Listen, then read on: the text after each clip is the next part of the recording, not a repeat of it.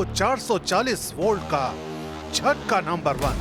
Trump 8 मुसलमान देशों से बढ़ाने लगे दोस्ती।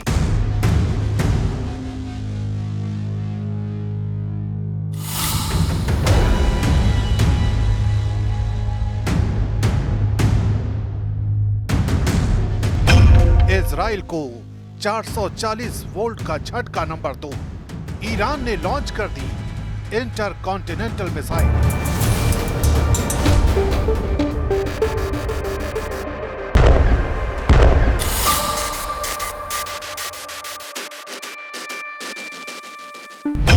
इजराइल को 440 वोल्ट का झटका नंबर 3। तुर्की का ऐलान, धरती से मिटा देंगे यहूदी देश।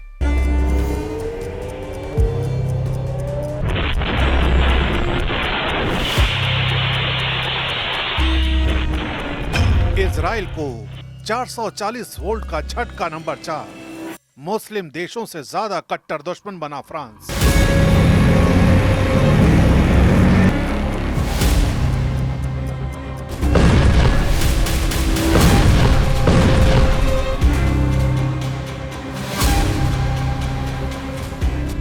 इजराइल को 440 वोल्ट का झटका number 5।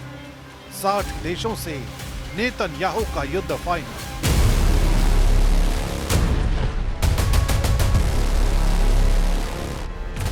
Gaza, Yemen, Lebanon, Syria और कतर को कुचल डालने वाले इजराइल के खिलाफ भयानक हमले की तैयारी शुरू हो गई है। इजराइल पर एक साथ कई दुश्मन सेनाएं हमले की तैयारी में हैं। इजराइल पर हमला पारंपरिक हथियारों के साथ महाविनाशकारी हथियार से भी हो सकता है। युद्ध को जल्द से जल्द जीतने की इजराइल की कोशिश पर ब्रेक लग गया है। इजराइल इंटरनेशनल वॉर कॉन्स्पिरेसी में बुरी तरह फंस चुका है। प्रेसिडेंट ट्रंप के रुख ने नेतन्याहू की धड़कनें बढ़ा दी हैं। ट्रंप मुस्लिम देशों से मीटिंग कर रहे हैं। ट्रंप नेतन्याहू को कड़वी दवा की घुट्टी पिला रहे हैं। ट्रंप ने जिन मुस्लिम देशों को गाजा युद्ध के खात्मे का कॉन्ट्रैक्ट दिया है, उनके नाम सुनते ही नेतन्याहू का दिमाग गर्म हो गया है। ट्रंप ने सऊदी अरब, यूएई, कतर, मिस्र, जॉर्डन, तुर्की, इंडोनेशिया और पाकिस्तान को गाजा युद्ध खत्म कराने और शांति बहाली का जिम्मा सौंपा। The president will also be hosting bilateral meetings with the UN Secretary General and the leaders of Ukraine, Argentina, and the European Union. The president will also later in the day hold a multilateral meeting with Qatar, the Kingdom of Saudi Arabia, Indonesia, Turkey, Pakistan, Egypt, the UAE, and Jordan. Israel के सबसे कट्टर दुश्मनों का जमघट लगाकर Trump ने Netanyahu को सख्त संदेश दिया है। ट्रंप के बदले हुए प्लान के बाद नेतन्याहू का ऑपरेशन गाजा फ्लॉप हो सकता है। असल में ट्रंप गाजा में मुस्लिम देशों की सैन्य तैनाती का प्लान बना चुके हैं। यानी जिन 8 देशों के साथ उन्होंने मीटिंग की है, वो सब मिलकर एक शांति सेना गाजा में तैनात कर सकते हैं, जिसके बाद इजराइल को गाजा में हमले से रोका जा सके, जिसके लिए इजराइल फिलहाल तैयार नहीं है। प्रेसिडेंट ट्रंप मुस्लिम देशों के साथ भी मीटिंग की इनसाइड स्टोरी अब तक सामने नहीं आई है, लेकिन ट्रंप का यह फॉर्मूला नेतन्याहू किसी भी कीमत पर मानने को तैयार नहीं है।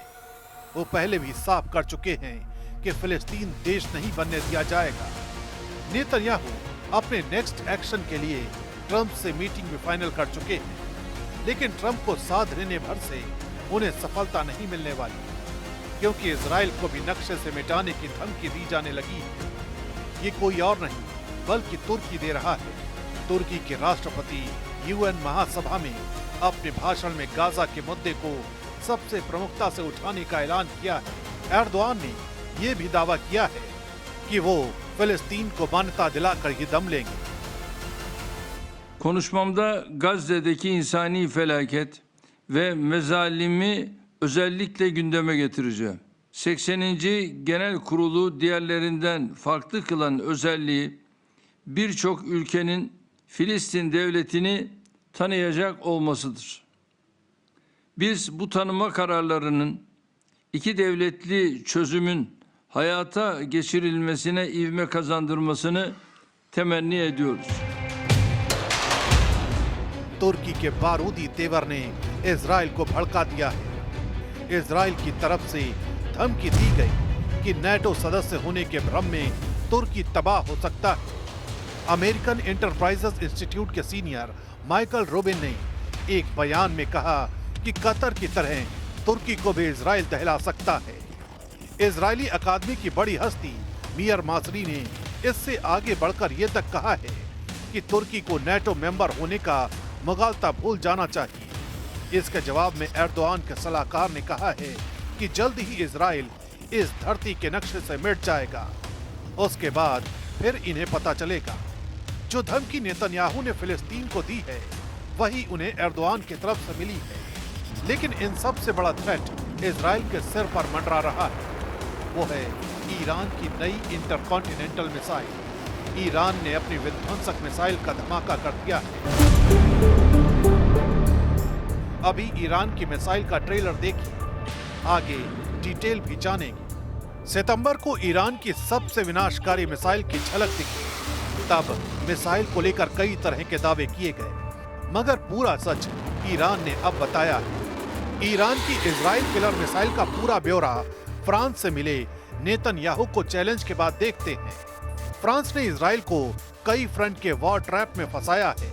खुद न्यूयॉर्क के ट्रैफिक में फंसने वाले मैक्रो ने नेतन्याहू के खिलाफ जबरदस्त लामबंदी कर दी है। ब्रिटेन, कनाडा, ऑस्ट्रेलिया और पुर्तगाल के साथ फ्रांस ने फिलिस्तीन को मान्यता दी थी। Le temps est venu. Time has come. This is why, loyal to my country's historic commitment to the Middle East, for peace among Israeli people and Palestinian people, I declare that France recognizes today the state of Palestine. Macro के फैसले का Israel ने जबरदस्त विरोध किया है। France में Israel के राजदूत जोशुआ एल जारका ने मैक्रो को मिडिल ईस्ट युद्ध का रियल विलेन बता डाला है। The announcement of last night, I think when it comes to the history of diplomacy in the Middle East, is one of the biggest waste of a significant tool that could have helped promoting peace, and instead of that is creating unrest. France is unfortunately becoming a destabilizing agent in the Middle East because of their, I don't know what is behind it, but the need for them to make statements that are, more show than anything else. France Europe में फिलिस्तीन समर्थकों का अगुवा बन रहा है। हालांकि macro के रुख से कई देशों में हालात खराब होने लगे हैं। इटली विरोध प्रदर्शन की आग में जल रहा है। फिलिस्तीन राष्ट्र के समर्थन की मांग कर रहे प्रदर्शनकारियों ने जॉर्जिया मेलोनी के खिलाफ जबरदस्त प्रदर्शन किया। मिलान, रोम, वेरिस, नेपल्स और जेनोआ में हिंसा और आगजनी हुई। हिंसक झड़प में 60 से ज्यादा पुलिसकर्मी घायल हैं। इजराइल को हथियार भेजने के विरोध में कई बंदरगाहों को ब्लॉक कर दिया गया है। वेनिस में पुलिस को प्रदर्शनकारियों को हटाने के लिए वाटर कैनन का सहारा लेना पड़ा। जेनोआ, लिवोर्नो और ट्रिएस्ट के बंदरगाहों पर भी विरोध प्रदर्शन हुए हैं। हवा इजराइल के खिलाफ बनाई जा रही है, जिससे युद्ध का मैदान हो या फिर कूटनीति का अखाड़ा, इजराइल घिरता जा रहा है। इजराइल पर दुश्मन हावी होते दिख रहे हैं। इजराइल के लिए ट्रैप बिछाए जा रहे हैं। इजराइल को बर्बाद करने की धमकी दी जा रही है। कोई हथियार से डरा रहा है, कोई गुटबाजी कर रहा है। किसी ने जंगी तैयारी का ट्रेलर दिखाया है, तो किसी ने इजराइल से एटमी टक्कर का इरादा जाहिर कर दिया है। अचानक नेतन्याहू के लिए ईरान सबसे बड़ा थ्रेट बन गया है। ईरान के एक सांसद ने वायरल हुए एक वीडियो में ईरान के आसमान में दिखे हथियार को इंटरकॉन्टिनेंटल मिसाइल का टेस्ट बताया है। यानी ईरान ने अंतर महाद्वीपीय बैलिस्टिक मिसाइल का सफल परीक्षण किया। ये missile space launch vehicle SLV तकनीक से बनाई गई है, जिसकी मारक रेंज 10,000 किलोमीटर से ज्यादा है। ईरानी सांसद ने दावा किया है कि ये मिसाइल अमेरिका और यूरोप तक भी पहुंच सकती है। मतलब अब इजराइल ही नहीं, इजराइल का साथ देने वाले अमेरिका, यूरोप के देश ईरान के टारगेट पर है। ईरान के मिसाइल भंडार पहले से ही विध्वंसक रॉकेट के लिए कुख्यात है। मेजर जनरल याहिया रहीम सफवी का दावा है कि उनका परमाणु कार्यक्रम और मिसाइल टेक्नोलॉजी ईरान के वैज्ञानिकों की मेहनत का नतीजा है और उसे तबाह नहीं किया जा सकता। ईरान ने हजारों मिसाइल और ड्रोन का उत्पादन किया है और सभी सुरक्षित जगहों पर रखी गई है। ईरान की तरफ से ऐसी वार्निंग इसलिए आ रही है क्योंकि व्हाइट हाउस में डोनाल्ड ट्रंप और बेन्यामिन नेतन्याहू की मीटिंग होनी है और इस मुलाकात को लेकर नेतन्याहू के हौसले बहुत ज्यादा बुलंद हैं। नेतन्याहू ने कहा कि गाजा में हमारा मिशन पूरा नहीं हुआ है। इजराइल पर हुए हमलों में जिन मिसाइलों ने तबाही मचाई थी उनकी लिस्ट देख लीजिए, क्योंकि यही अब तक नेतन्याहू के लिए सबसे बड़ी परेशानी बनती आई है। इनमें सबसे खतरनाक फत्ताह 1 और खैबर शिकर मिसाइल शामिल हैं। इसमें कद्र और इमाद मिसाइल भी शामिल है। फत्ताह हाइपरसोनिक मिसाइल की रेंज 1400 किलोमीटर है। खैबर शिकन मिसाइल की रेंज 1450 किलोमीटर है। कद्र मिसाइल की रेंज 2000 किलोमीटर तक है और इमाद की रेंज 1700 किलोमीटर है। सऊदी अरब से दोस्ती के बाद ईरान के सामने अब सिर्फ दो ही बड़े चैलेंज हैं। ये हैं इजराइल और अमेरिका, और इसमें कोई शक नहीं कि ईरान के हथियारों की रेंज में अमेरिका के अड्डे भी हैं और पूरा इजराइल भी है। ईरान लगातार दावा करता रहा है कि वो इजराइल को मिट्टी में मिला सकता है। इससे आप ईरान के तेवर समझ सकते हैं। ये ईरान की नई मिसाइल खुर्रम शहर 4 है, जो टेक्नोलॉजी के मामले में ईरान की बहुत ही खतरनाक मिसाइल मानी जाती है। खुर्रम शहर 4 मिसाइल की रेंज 2000 किलोमीटर है। ये 1500 किलो तक का वॉरहेड ले जा सकती है। खुर्रम शहर 4 इतनी सटीक है कि ये मिसाइल अपने टारगेट के 30 मीटर के दायरे में गिरती है। 13 मीटर लंबी इस मिसाइल को लॉन्चिंग के दौरान ही खत्म किया जा सकता है, क्योंकि जब ये अपने टारगेट की तरफ बढ़ती है, यानी टर्मिनल स्टेज में, इस मिसाइल की रफ्तार करीब 20,000 किलोमीटर प्रति घंटा होती है।